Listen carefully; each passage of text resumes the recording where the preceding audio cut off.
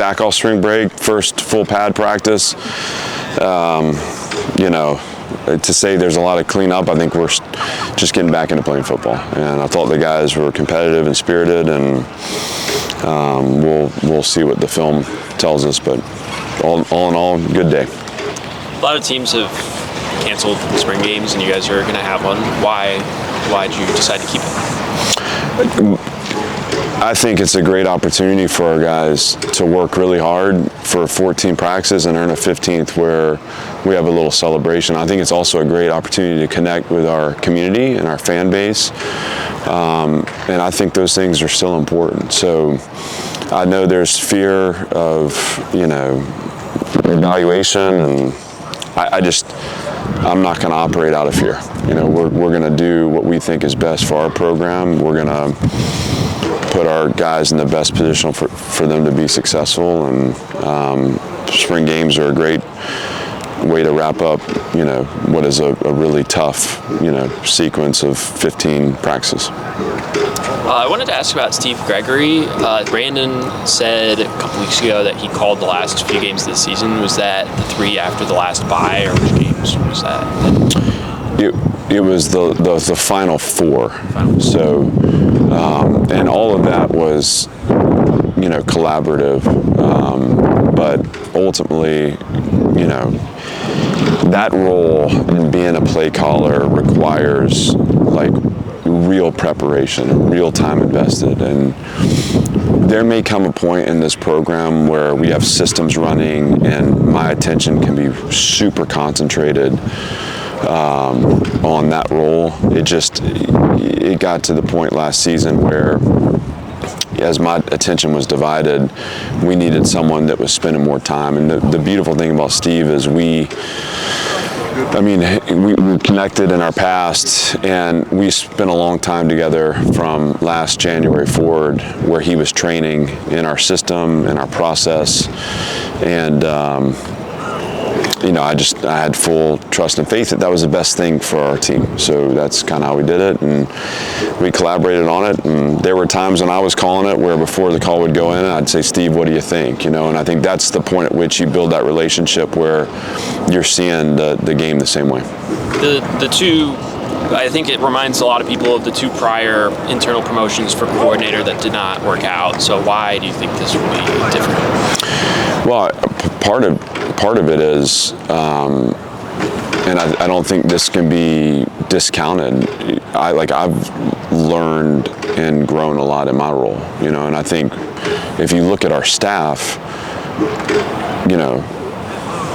it's just taken time for me as a head coach to really understand what the identity is, what our strategy is, how we build the systems around the identity and the strategy, and hiring the right people to carry that into the smallest and tightest of echo chambers, the position room. So we're never going to be perfect, and this, my job as leader of the staff is to pay attention to alignment and to make sure that I'm setting expectations, holding accountable. I don't know that I knew how to do that all the way when I was first in it, and I also allowed for early decisions to impact kind of secondary decisions.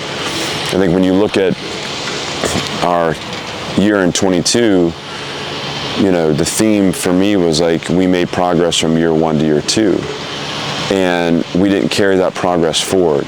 I didn't necessarily have indicators year 1 to year 2 because I wasn't sophisticated enough in how I was scrutinizing it to say, hey, these are things that may need to change even though we're seeing this progress, if that's making sense. Yeah. And so you kind of double down, and you realize in year 3 that we invested in the wrong places. And so all of it's learning and growth, and from there you step back and say, okay, what is the things that we need, where are the course adjustments we need to make to get us closer to the vision? And that was kind of the overhaul of year 4.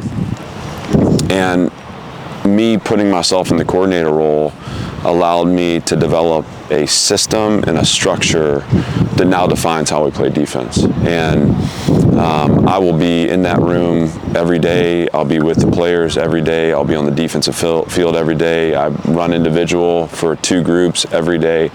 So it's not at all me kind of going back into my office and locking the door, but how do we best position our program to seize the momentum and move forward? My feel is this is the best path forward. I imagine you're pretty excited about getting Bryce Henderson enrolled already. How big was that, and how did that come about? Because the mid-semester enrollment is like kind of unheard of, I think. Well, this is a great point of collaboration with our campus. I mean, we have, and if you think about, we have so many things that still need to transform here, including this practice facility, including our operations facility, including our weight room, that's still the footprint that it was when I was playing. I mean, that's not acceptable and it's not okay. However, there are certain fundamental and foundational ways that our university has collaborated with our program, and I think the conduit for all this is Candace Lee and her leadership, where we've created opportunities to be competitive for mid-year enrollees, for graduate transfers, and even for mid-year enrollees that are not graduate transfers. The way we've expedited process and worked with our admissions office has been really inspiring to me, because I think those roadblocks, there's nothing I can do to overcome that, right? I can't call a new play or create a new run or pass or defense that accounts for the fact that we can't get someone here. So we're excited to have Bryce. Obviously, when Dylan Altenreith left and we were filling that role,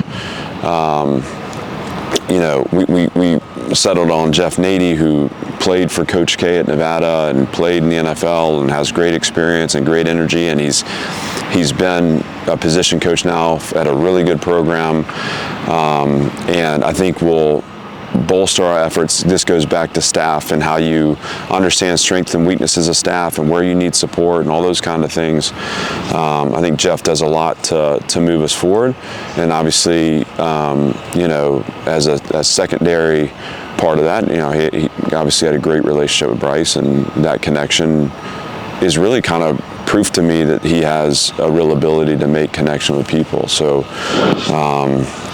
I'm proud of the way our university has adjusted to help in what has become kind of chaotic time. It's hard to have any system anymore that's not evolving and changing. Because we've worked hard, and I got to give Barton credit too, because he's worked with them a lot to try to create these pathways.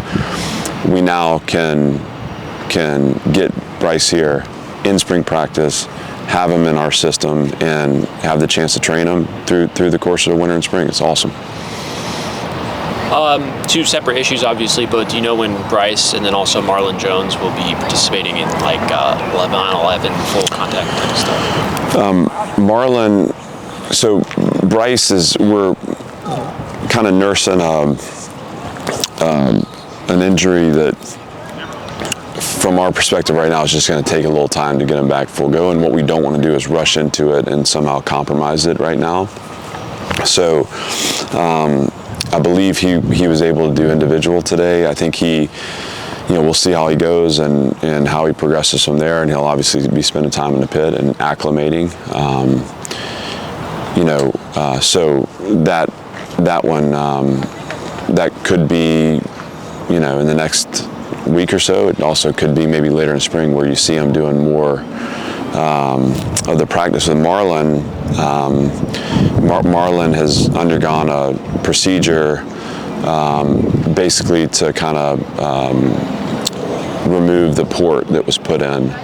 And so he's not restricted at all right now, other than we have him as non-contact, and he's got to acclimate anyways. And so I think we're going to keep him non-contact. Obviously Thursday he'll be back in helmet only.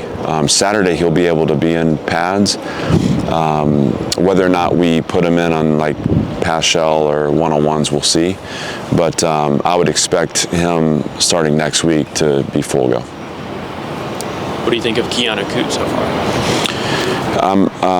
I've enjoyed coaching him. I mean, there's obviously some talent and ability there, and one of the objectives we have for our defense is how do we shorten it down? How do we create pressure on the quarterback? Our third down performance is correlated to a lack of an ability to shorten it down and to create discomfort. I think our turnovers, which we had a great turnover margin, but we led the country in giveaways. So how do we account for another 10 turnovers? Third down is a pressure down. And so he gives us a chance to win one-on-ones, and we believe in Cape and we believe in the other guys too. But I think the more weapons you have as one-on-one pass rushers, the more you can dictate matchups and do those things. So we're excited to have him. I've been impressed with how he's kind of jumped in and become and assimilated into our culture and our environment, and I'm excited to see where he goes.